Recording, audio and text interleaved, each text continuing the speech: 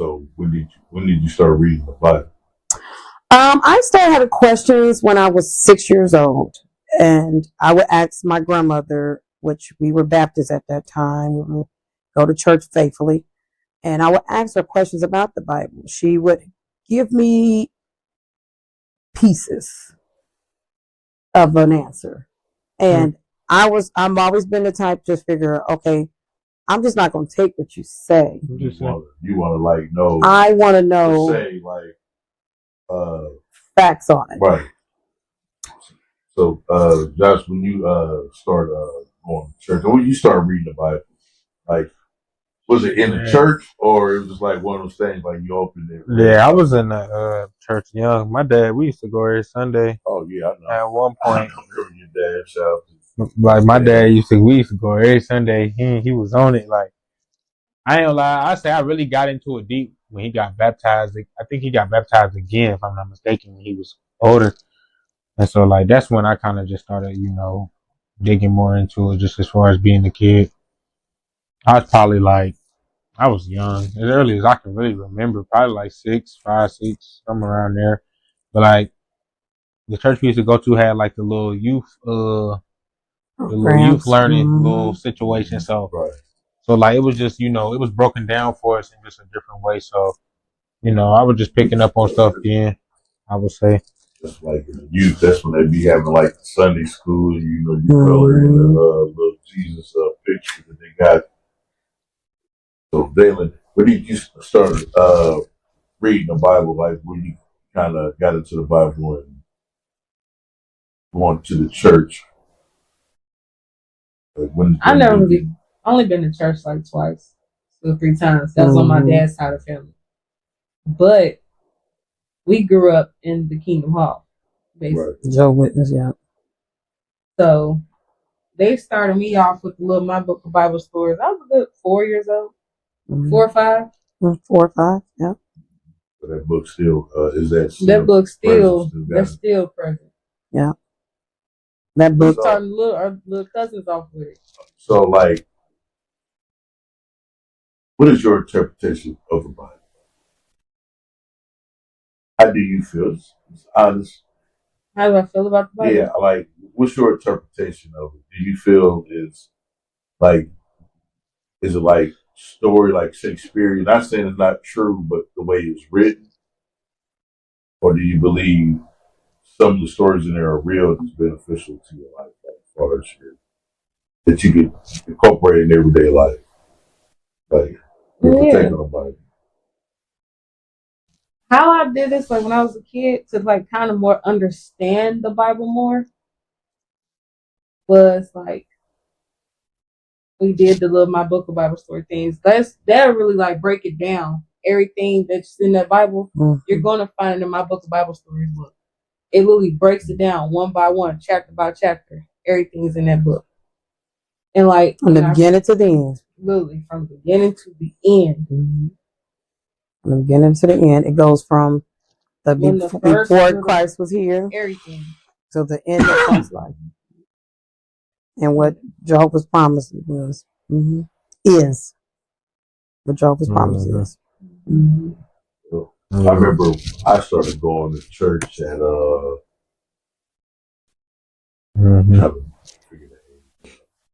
had to be about 7 or 8. Whenever we moved to Dayton Youth. So it was around that time we went to church every Sunday.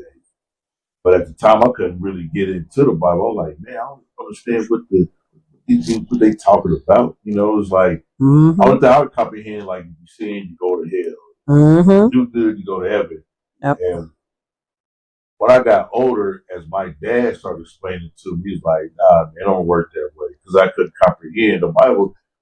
One thing, the people, like, the Bible is complicated. It's got to be taught to you. Yep. For a person with good intentions.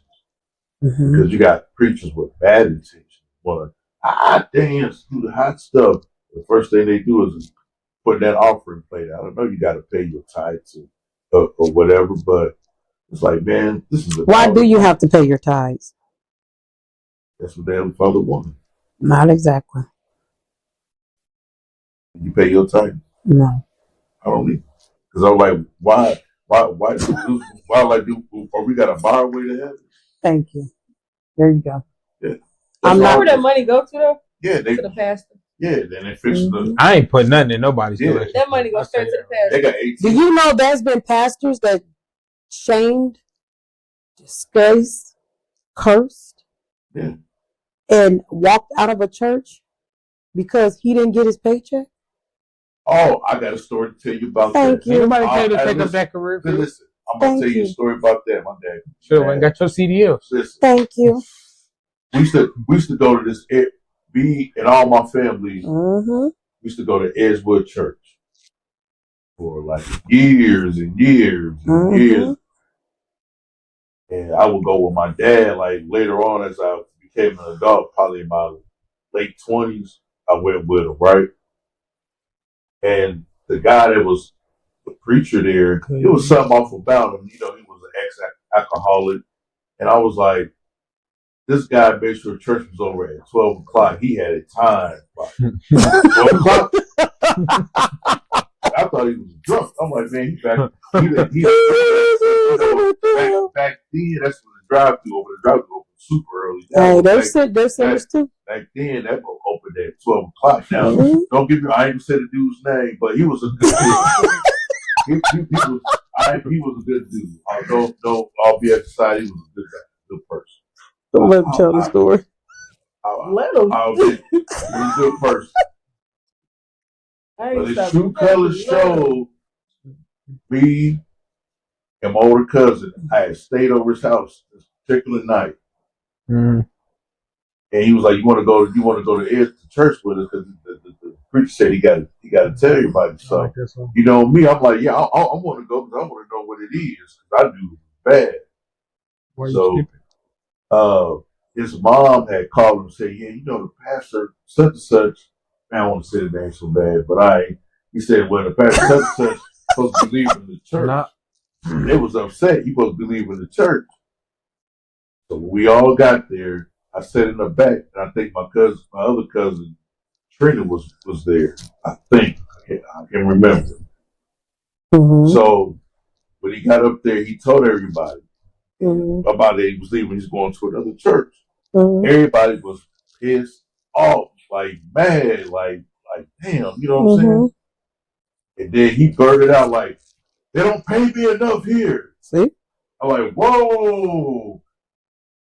And my mom looked at me like, keep your mouth shut, because I was trying to tell you so. I told you so. You want to get paid for money. See, he was like, shit, 12 o'clock, let's wrap this thing up. Mm-hmm. Keep right in for the right things.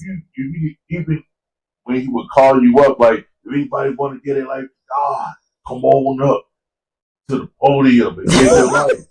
And I swear, I think he was begging, like, no, nobody come up here. Get on out of here. Shit. Listen, 12 o'clock hit, we was out the church. Oh, out the parking lot by 12:10. Dude was on it. I've been to other churches where they go past the 12 o'clock mark. You get out of there by like 1:32. Mm-hmm. I got one more good story about the church. That's why I don't like the 10 church. I went to this one church. And I'm gonna say my cousin's name on the pod.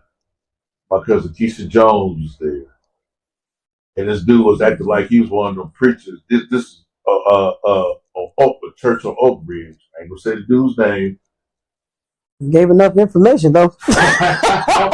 Bad as we were. We don't bleep blop. So you know how you put your hand on people's head, they fall. Oh yeah. So dude like looked at me, said, "They really catch the Holy Ghost."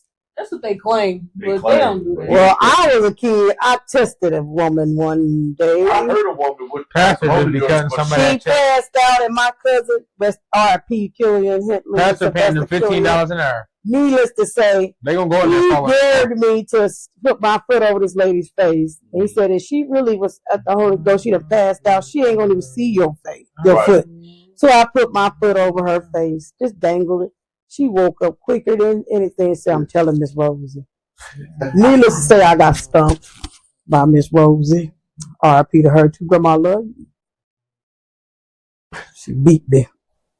So that let me know. Yeah. I don't think that's accurate. But back to dude called me out. He was like, you used to be out in the streets, not of this and not of that.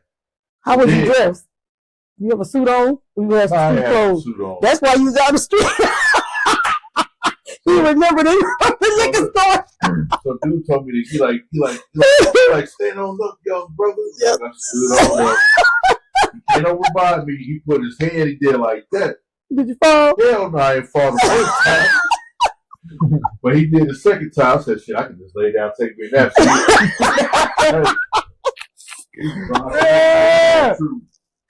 You lay down, take your nap. Over my face, over my body. Was it had a pleasant smell? Or was it funky? I can't remember. I just laid there sleeping. Like, I'm gonna take me a little nap while I've been here. So how long you lay there? 30 minutes? About a couple minutes, 3-4 minutes. You like ain't getting no Ain't nap. no nap. Nap. I ain't gonna That's a lie. bird Then nap. I stopped going. That was a tease. I went to white church. Yeah, that's when I had to stop going. They get out on time though. Just White for churches get out on time. They did get Right. out. That's why I used to go to all the time. To go to church. That's what they were like. They get out on I was time going to though. white church.